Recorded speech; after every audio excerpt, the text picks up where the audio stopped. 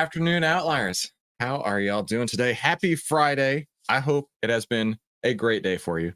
I just got back from a massage just a little bit ago. So, yeah, it's been going pretty damn good for me. I hope your day is going just as well. Let's take a look and see who is here. Dave is here. Wes is here. Randy, good afternoon. Freaking glad it's Friday. Yeah, that sounds great. Hey, Bob, good to see you. Okay, so couple videos I wanted to talk about today. Because I got a wild hair. You know, yesterday we talked about my portfolio returns and talked about optimal portfolio returns yesterday. And maybe you've heard of this, maybe not. The Kelly criteria for position sizing. You know, one of the things that I always stress is having the right position size. And generally, I have been using just a 5% for years in my ATR position size calculation. In fact, let me show you what I mean by that real quick.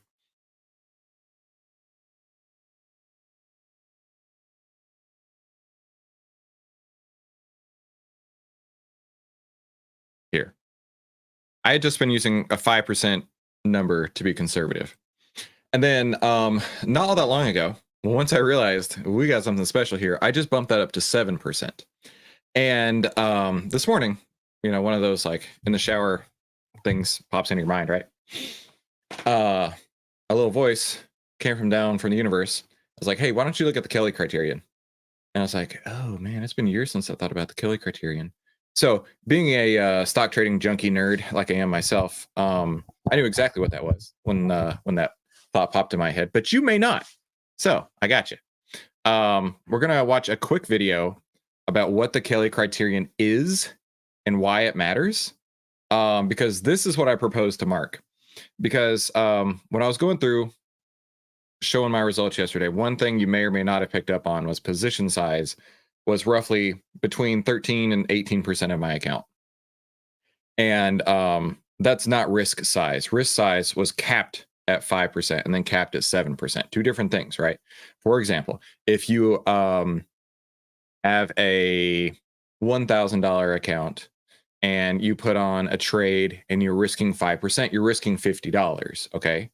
But you can put on a position size that could be as big as $150, knowing that you have no intention of letting that go to zero, right? It may be 2, 3, 4 times as big as the actual risk you're putting on.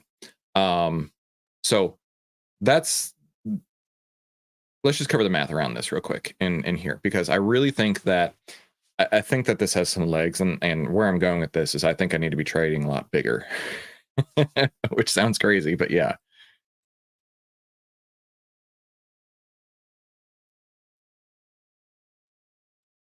Hang on real quick. I'm not 100% sure you can hear that. Let me try again. Let's try again. Okay. Created by computer scientist John Kelly in a paper from 1956, often referred to as the Fortune's formula, and later popularized by Edward Thorpe when he applied the theory to beat the game of blackjack. Another noteworthy investor to apply the theory is Jim Simons, founder of the Renaissance Medallion hedge fund. Jim Simons is one of my all-time trading heroes. Recently passed. He is the man that they contributed as the man who beat the market, which is going to be Mark Gariski next. Mark, the brainchild of OVTLYR, right? The man who came up with all of it. He will be next. But yeah, if he's using it or was using it, I think that this is something we need to be looking at. I also use a variation of the strategy, and this is the reason for our review.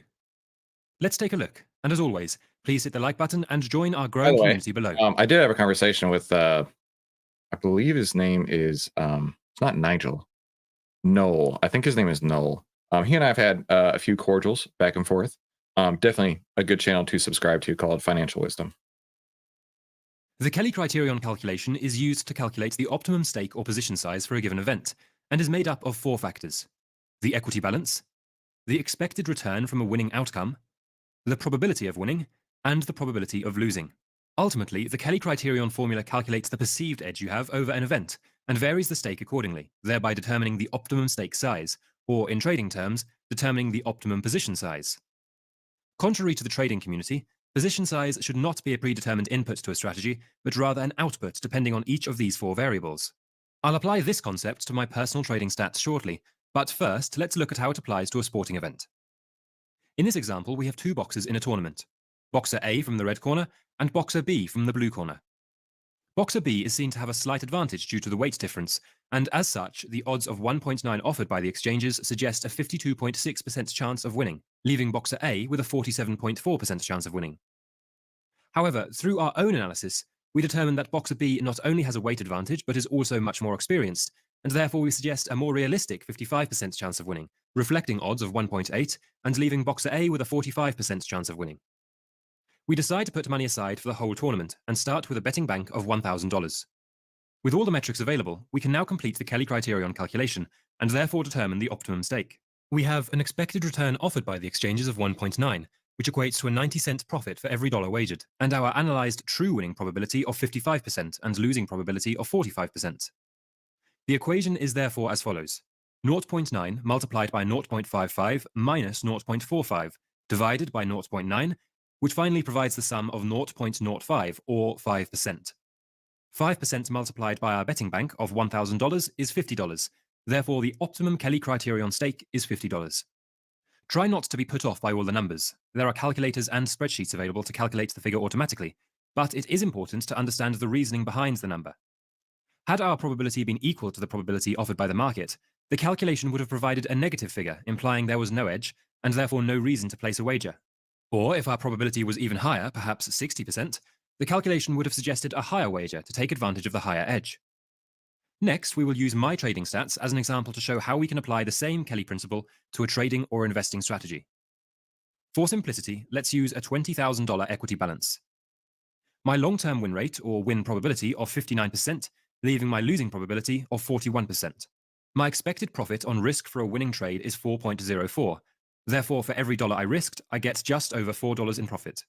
Using the same Kelly calculation as before, we can now determine the optimum position size for a trade. We have 4.04 multiplied by 0.59 minus 0.41 divided by 4.04, which provides the sum of 0.488, or rounded up, 49%.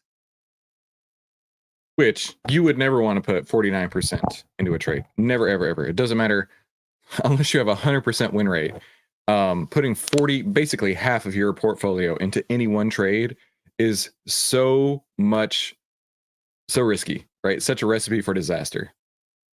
Therefore, the optimum position size recommended by the Kelly formula would be the $20,000 equity multiplied by 49%, which equals $9,800. I'm sure many of you are quite rightly thinking that. So this is where I was like, maybe Kelly criterion is, maybe it's not for me. But he goes on to explain a little bit deeper, and then I was like, oh, wait a minute. There might be something here. This is a large amount of capital to have allocated to a position in comparison to the equity balance. That's why many, including myself, use what is called fractional Kelly. In essence, this simply means a certain fraction of the recommended position size. I personally use 33% of the recommended position, and therefore in this example, my position size would be $3,266. Remember, this is position size, not expected risk. Position size and risk, two very different things, right? Position size is how big of, if it's a pie, how big of a slice of pie are you allocating to this one trade? Risk is how much of that pie are you willing to risk to find out if the trade is going to work, right? How much of the slice, right? So clearly, I am from the great state of Texas. Thank you, Michael, for acknowledging that. Tug is here. Jean-Louis is here. Yorn is here. Wes says, makes sense with the rate of trades that are working out in our favor. Randy's here as well. Way too risky for me. Yeah.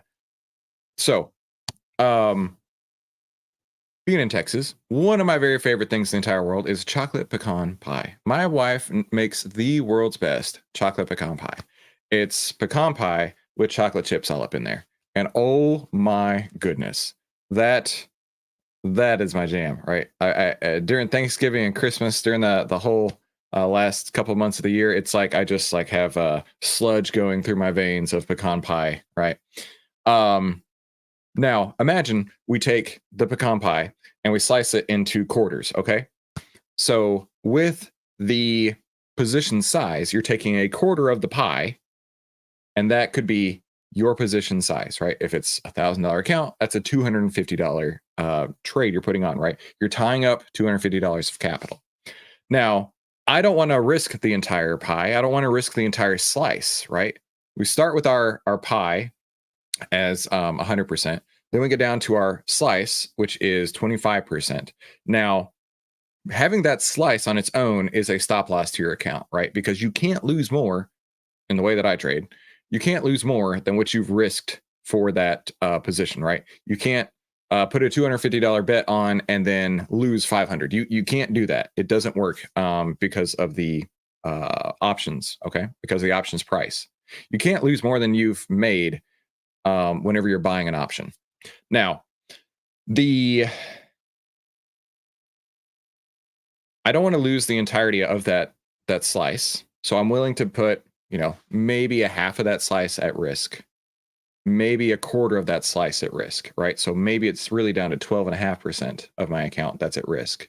So you're taking it from 100% down to 25%, and then half of that 25% would be 12.5% of actual risk, which is still big. Don't get me wrong. But your risk size and your portfolio size, two different things here. My risk, based on a typical stop loss, would be near 10% of this position size, equating to $326. There you go, exactly, right. He's putting $3,200 of risk, $3,200 in for the trade, yet he's only risking 10% of that, okay? Two different things we're talking about here, risk versus position size. This $326 positional risk equates to a risk on equity of 1.63%. The difficulty, however, in applying the Kelly criterion formula to the stock market is the randomness of price movement, and therefore the variability of these inputs.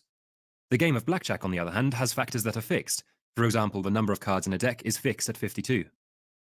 With this in mind, it's important to keep track of your performance and adjust the inputs accordingly. Let's assume our...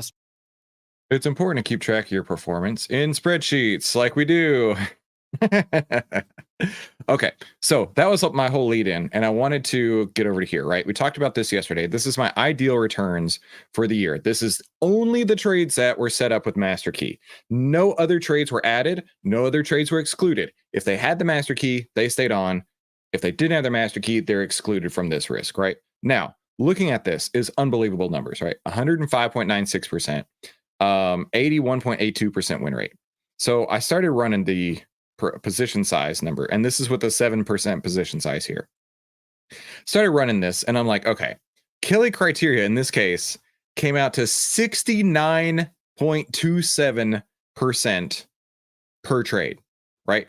So that's saying every trade with optimal Kelly criterion would be 70% of my portfolio. That is no está bien, right?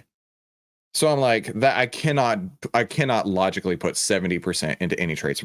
For example, I could have only done one at a time. But to the point in the video here was taking fractional Kelly, 33%. I was like, okay, hang on. 33% gets us down to 23, which means I could run 4 trades at a time. I was like, okay, so how does that fit into this formula here? So the ATR is going to be fixed by the stock. Your account balance is going to be fixed by your account balance. The manipulatable element here is your risk, right? So if we take a position size of 23%, position size, not risk size, and give it a risk size of 11.5%, that would get me to about 1/3 Kelly, which still feels huge. So this is why I was asking Mark. I mentioned that in the Discord. I said, Mark, I'm going to run this at you. I want to know what you think, because honestly, this feels huge. This feels giant. This feels risky AF. This feels like I'm not going to be able to sleep well at night. But it might be optimal. It just very might be optimal. Randy says, market moves while the option market is closed scares me. Yes, makes it hard to absolutely limit the risk. I can see that. Yorn and Dave are agreeing. So it is a theory. I'm not making the change yet, but because we do have a certified genius in our midst, I'm going to let him come up with an idea. Listen, it may or may not be what I run with, but I mean, for example, hold tight. When I change the risk in this from 7% to 11.5%. Go back. Let me undo what I did. 7, 5.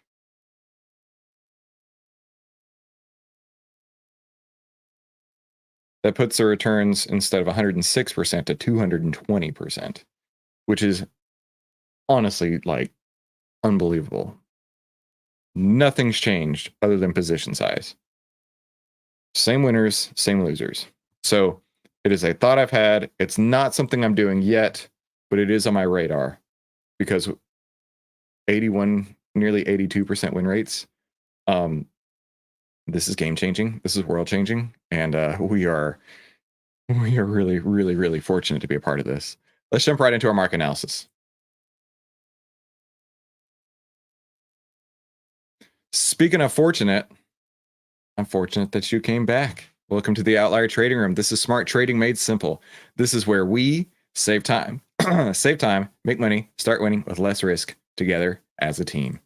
And for those of you who don't know me, I'm your rich Uncle Chris. I've twice been awarded top 100 people in finance. I've been successfully trading since 2009.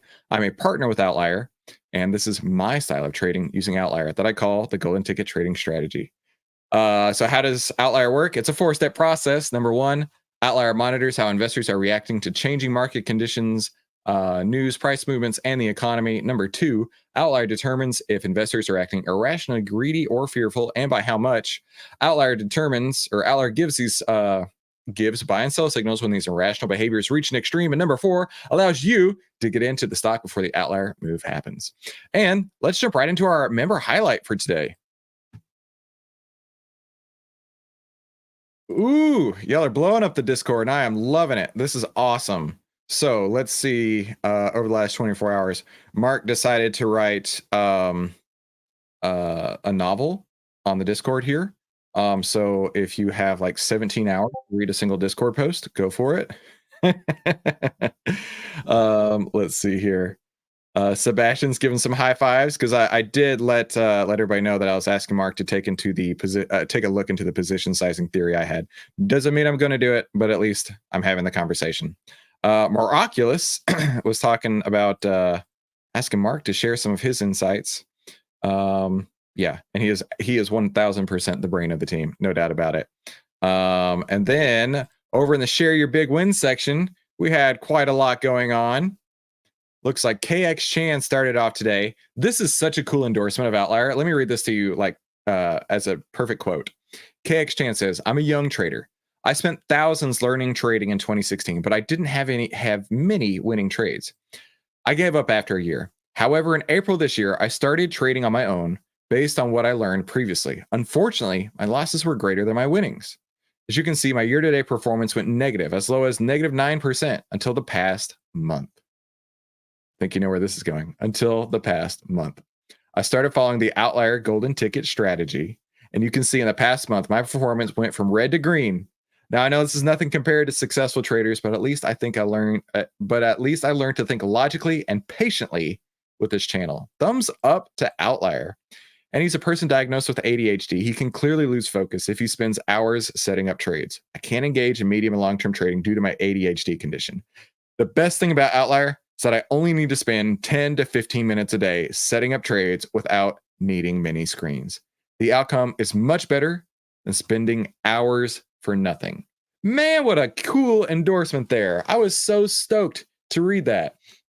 And it warms my heart.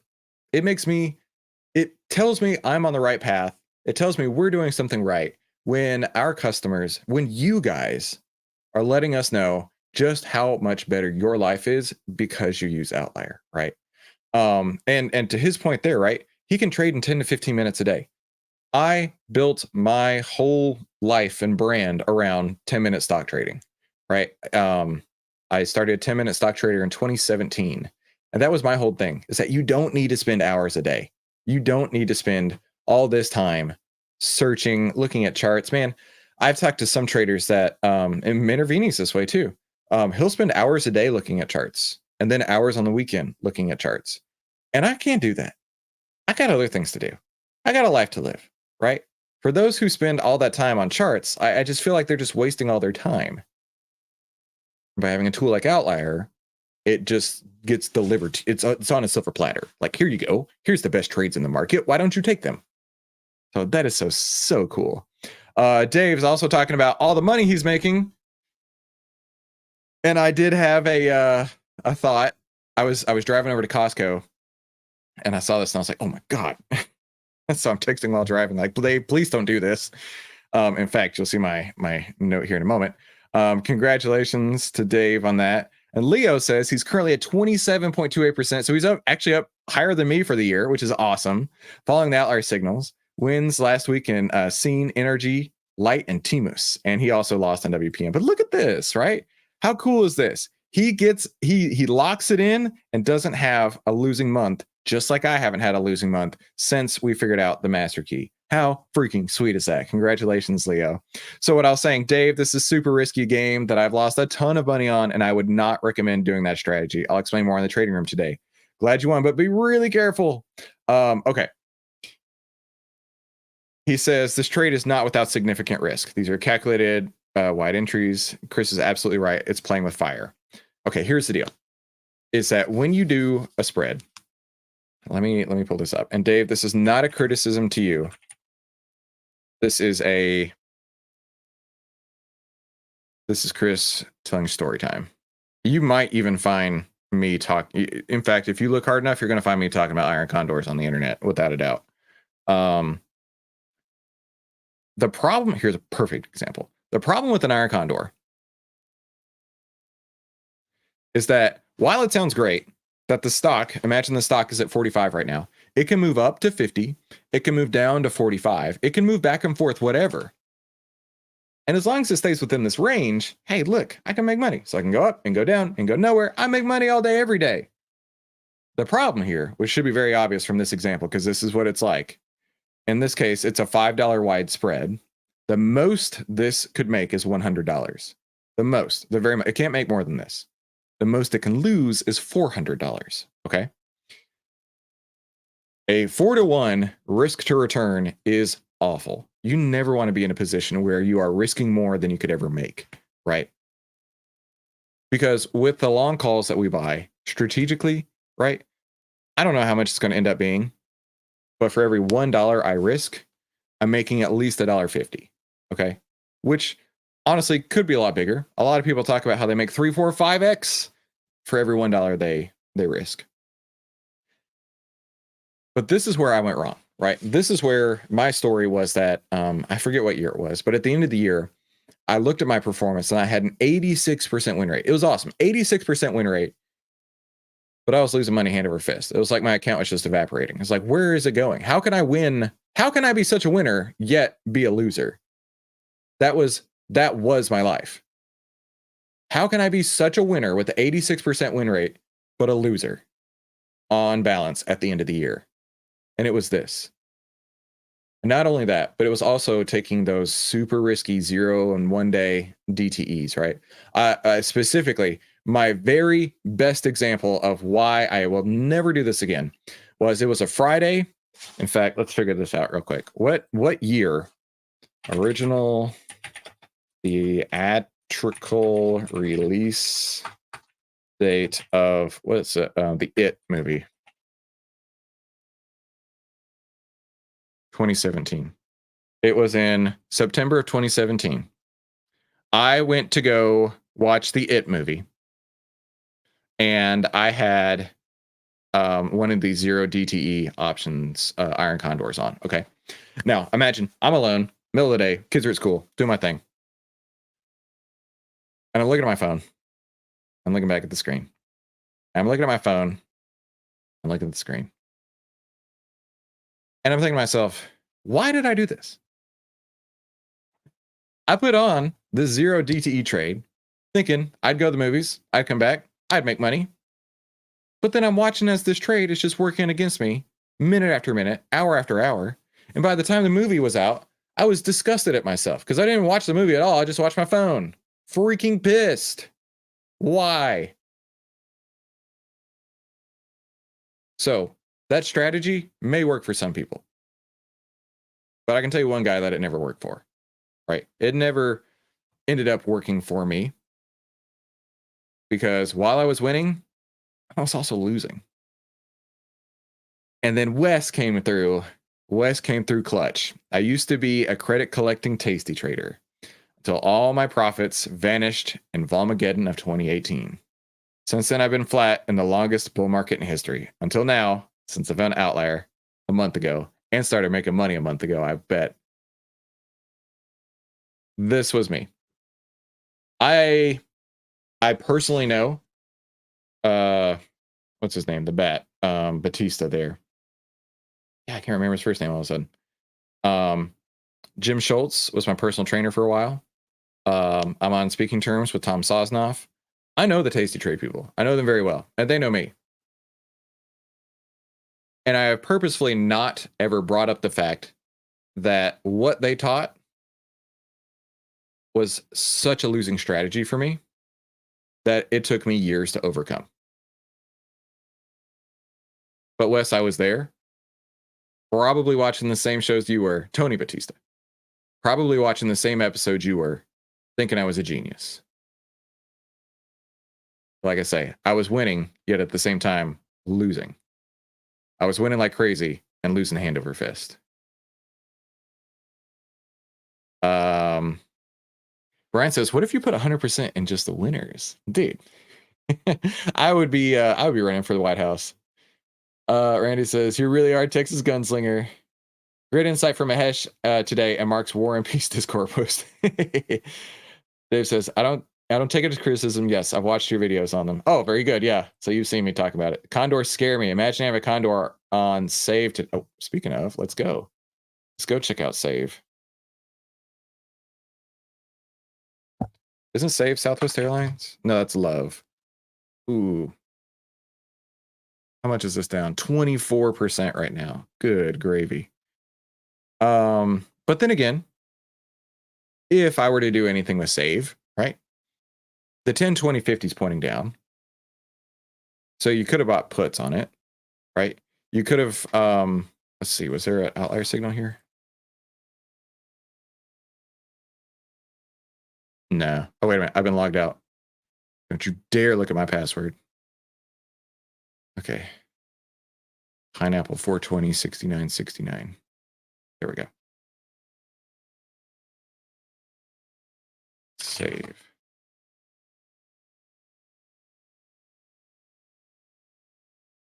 I was going to say, boy, I hope this shows the sell signal. It did. It did. Sell signal came on August 29th, an outlier. And once again, outlier nailed it, 43%. Now, clearly, this is not a trade I would have made. It's like $2.50 stock, $1.70 now.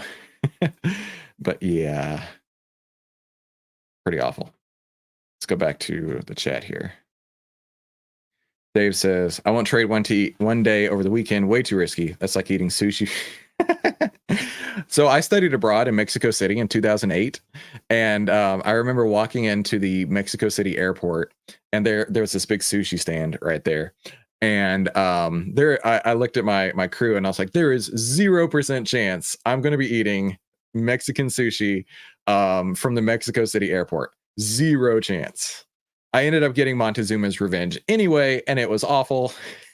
But yeah, that was fun studying abroad in Mexico City. Ouch, that's a painful chart. Yeah, no joke, dude. So I've really dragged this out, but now it's time to announce our weekly winner. Now, I would love to pick a winner, but I don't pick the winners. I don't let that I don't want to put that juju on me. So here's what we're going to do.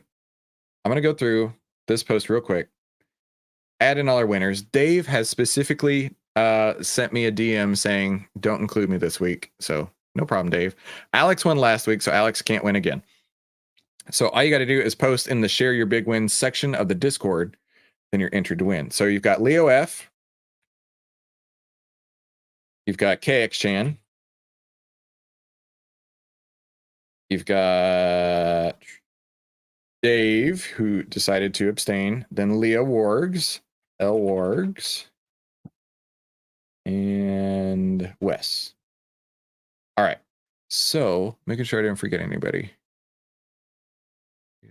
Dave. Okay, and Leo. We got 2 Leos again this week. And then Alex was winner last week. Okay, cool. So I'm going to assign you guys 1, 2, 3, 4. And then I'm going to go to random.org. And I'm going to get a random number generator between 1 and 4. And it will generate our winner. Wes. He'll abstain as well. Okay. The rule is you just can't win 2 weeks in a row. But I'll delete you, Wes. That leaves Leo, and KXChan. Let's go. All right, between 1 and 3. In 3, 2, 1. Number 1.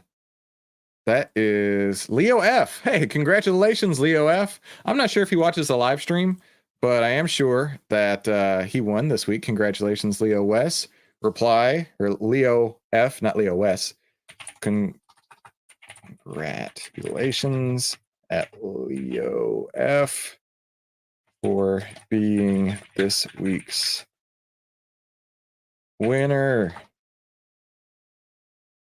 At April, we'll send you a $10 Amazon gift card. Awesome. Well, congratulations, Wes, for winning recently. And congratulations to Dave for abstaining. But most of all, congratulations to Leo F, because he is this week's winner. All right, let's continue on here. Be sure to share your stories in the Discord. It is so awesome to hear from you guys and gals and everybody else in between, because we are killing it. We as a team are killing it with OVTLYR. Is so cool. Right? And it's so cool to be able to do this with you, right? What companies do you know out there that have a one-to-one communication with you every single day, right? Who trade alongside you every single day? I don't know any, but I do know one thing. The first rule of OVTLYR is you tell everyone about OVTLYR and hit the like button to have YouTube tell everybody about OVTLYR too. And don't forget, it's free. So I want to look at the market right now. I want to see the 10 over the 20, price over the 50 on the SPY. The SPY got a huge move up today with the jobs report. The jobs report came in very positive, and so the SPY got a big old move up 83 basis points right now. We do have the 10 over the 20, price over the 50. I backed out the last couple of days because of market breadth. Market breadth was starting to wane, right? So the way that this works is, go to watch list here. This green line measures how many stocks are on the bull list, how many stocks have a buy signal. And as that wanes, right, it will cross over the 10-day exponential moving average of that.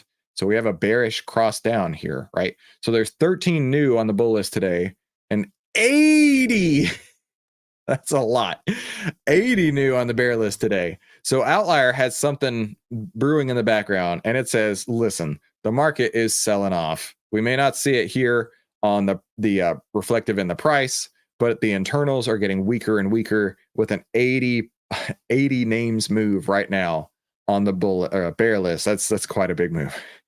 Randy says, congratulations to Leo and everyone. We are in the right place. Jobs number must be fakeonomics. As you know, the jobs numbers usually get revised down. It's so funny how they happen to have blowout numbers, and then a month or two later, the revisions are actually equivalent to that blowout number. So it was like a net zero, but don't tell anybody. Give me a break. All right. So what does this say? Well, with the master key, we have the SPY signal, still has a buy. There's still a buy signal here. Market trend is still bullish. Market breadth, however, getting quite bearish. And sector breadth, took a look this morning.